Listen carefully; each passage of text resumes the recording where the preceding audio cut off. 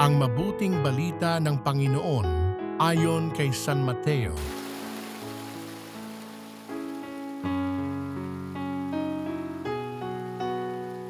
Noong panahong iyon, isinama ni Jesus si Pedro at ang magkapatid na Santiago at Juan at sila'y umakyat sa isang mataas na bundok.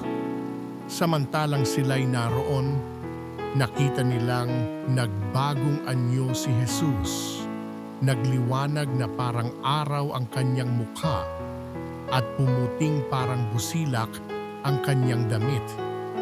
Nakita na lamang at sukat ng tatlong alagad, sina Moises at Elias, na nakikipag-usap kay Jesus. Kaya't sinabi ni Pedro kay Jesus, "Panginoon, mabuti pa'y dumito na tayo. Kung ibig ninyo, gagawa ako ng tatlong kubol, isa sa inyo, isa kay Moises at isa kay Elias." Nagsasalita pa siya nang liliman sila ng isang maningning na ulap. At mula rito'y may tinig na nagsabi, "Ito ang minamahal kong anak na lubos kong kinalulugdan. Pakinggan ninyo siya."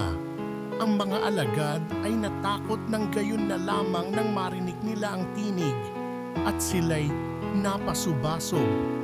Ngunit nilapitan sila ni Jesus at hinipo.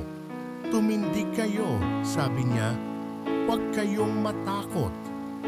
At nang tumingin sila, ay wala silang nakita kundi si Jesus.